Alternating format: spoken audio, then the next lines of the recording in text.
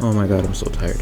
Okay, hey everyone, it's Doga again. It's been a long time since the last devlog. Ideally, I wanted to wait until I finished up my own personal goal before I do an update, but it's been too long. So I don't know, I just want to give you guys some insight as to what I'm doing to sort of prove that I haven't forgotten about all this and this is not just some throwaway idea. A lot's been going on.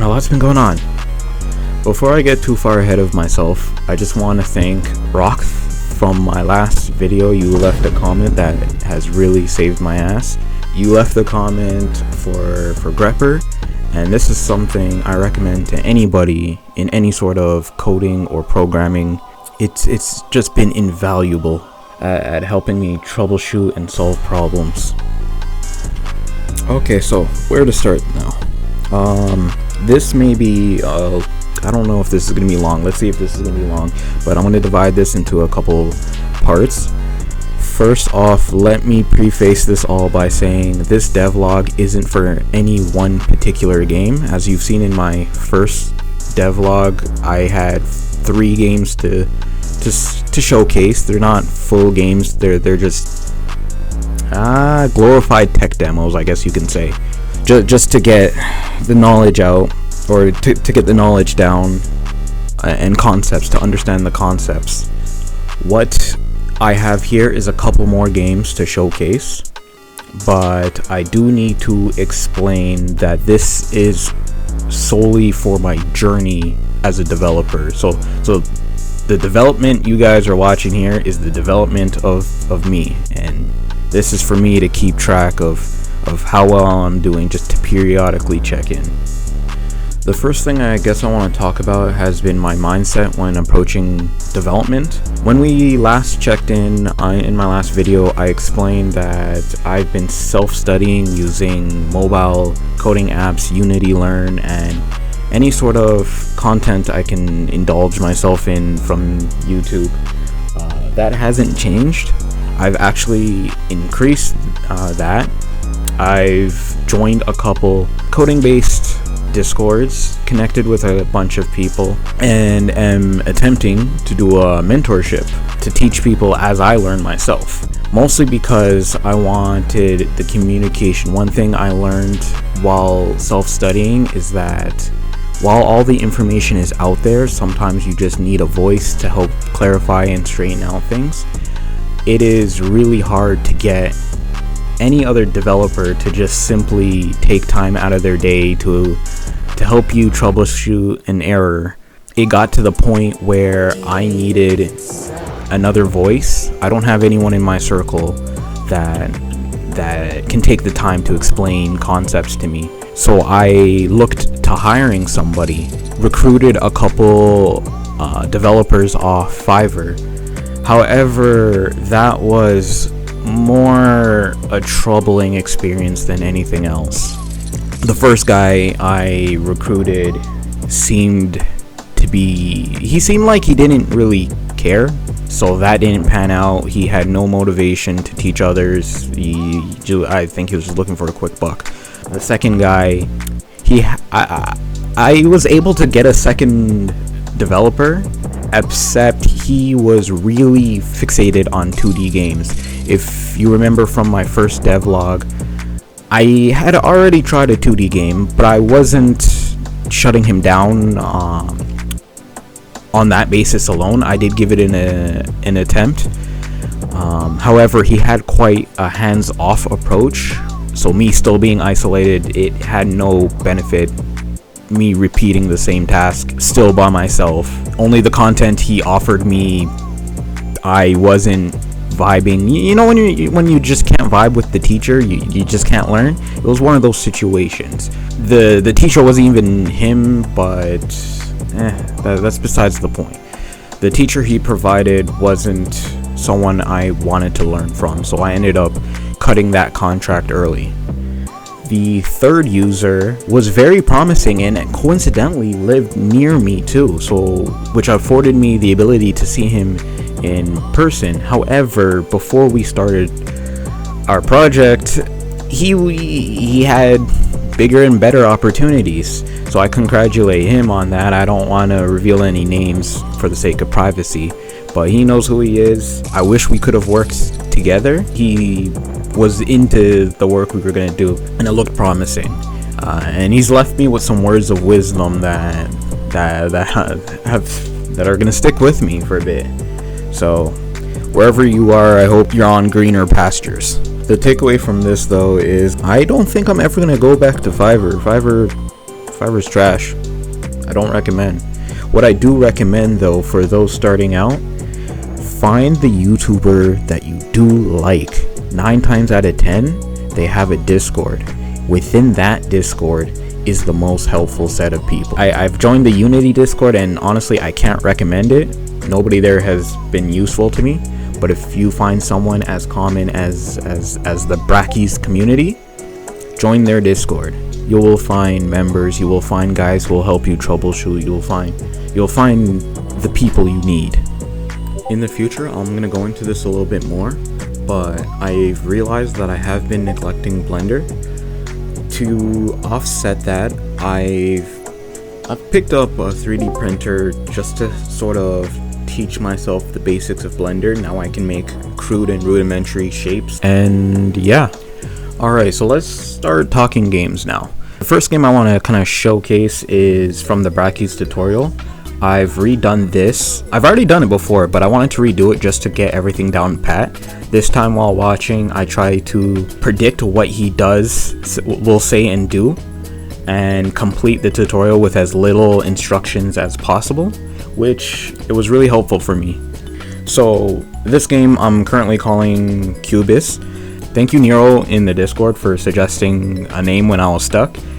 Since this is a throwaway game, it's probably not going to go any further than this, but some of you may have noticed that I haven't, even though I've completed this, I haven't updated my Unity profile. The reason for that is I've encountered an error that seemingly no one can really help me out with, but that's besides the point. I redid this tutorial to get everything down pat. I have menu creation. I put together a simple menu, simple scene transitions, trigger boxes, controls. Everything felt natural and well and good. So that's a check mark here. I can move on to the next. The next 2 games I want to talk about have a little bit more. I'm a little bit more excited about these 2. I did find some additional tutorials. So shout out to Jonas T. He has a good channel on tutorials. I found this one as I had someone in the Discord ask me to do something similar to Sonic Ball. Oh my god, this one, unfortunately I neglected this one because I have so much I want to do with it. I don't know if I'll get around to it. Long story short, in this tech demo I focused on implementing my own sort of control scheme. I found a simpler way to do controls. I'm really excited for that. I figured out how to do manual resets as well as kill planes, which was the big thing. Kill planes and a way to push objects to trigger different things. So this one had me really excited, and I really wanted to share this one with everybody. But once again, I don't know, WebGL, if you don't start with WebGL, I guess you can't do it. I'm not sure what happened there. Maybe someone can clarify for me, but I was not able to convert this into a web application to put on my Unity profile. So unfortunately, it's not playable just yet, but I might come back to it in the future. I just wanted to teach myself that sort of thing. I'm getting much more used to menus. I organized my hierarchy a lot better. Everything here was, I wouldn't say smooth sailing, but it was definitely progress, and I definitely enjoyed doing this. The end result for this game that I have planned, at least to sum it down, is it's going to be an obstacle course where you just control a ball and you can trigger things in a sort of Rube Goldberg sort of way. Just knock down different things, get to the end, don't die, sort of thing. I don't think I have a name for this game, but I guess shout out to Ploopy for inspiring me to do this tutorial, so thanks Ploopy. The last game I want to talk about is definitely the one that is nearest and dearest currently to my heart. within that same tutorial from Jonas, he issued a challenge to sort of take what you learn and implement it in a brand new way. So I saw that challenge. I was like, hey, let me see what I can do here. Put together a sliding puzzle game. This one was interesting because for the longest time I couldn't figure out how to implement this is the game that taught me how to implement mobile controls. I had made my own custom controller, so I couldn't use a preset. It's not a matter of downloading from the Unity asset store. I didn't do that. I wrote out the code myself. I struggled so much with this one. But then something clicked, and I realized watching various tutorials on how people are doing mobile controls that I didn't like any of them.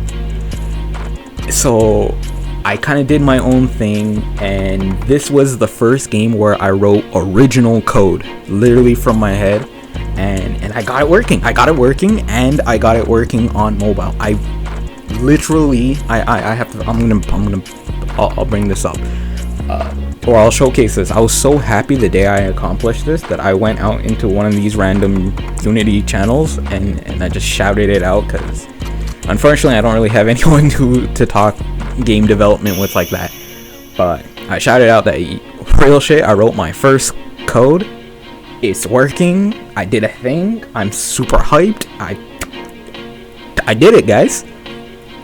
And unfortunately, once again, I could not port this one to WebGL. This one I do want to finish because I officially want to release it for free. Any of these tech demos it's monstrous to ask someone to pay for it, but I have it available. It's gonna be ready at some point in the future. Just a thing to say, hey, I can do this. I can accomplish something. And yeah, I have 2 levels thus far. The final version will probably have upmost of 20 levels or so. This one's gonna be really ambitious, but holy shit, I did something, and I'm still baffled. Days later, I'm still feeling the hype that has inspired me to keep going, from just accomplishing swipe controls. I can't believe I'm getting hyped for swipe and mobile controls. I don't even like mobile games, but holy shit, man.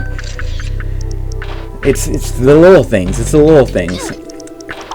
So yeah, if anything you take away from this is keep working at all these small little chunks. Eventually you'll chip away and come out with something bigger. I wish I can add more technical stuff, but I don't know what you guys even want to know. For me, this was big. This was big. Once again, thanks Nero for helping me name this one. I believe we settled on Brickmazing for the title of this game. I know it's cringy, but that's exactly what I like about it. It's Brickmazing.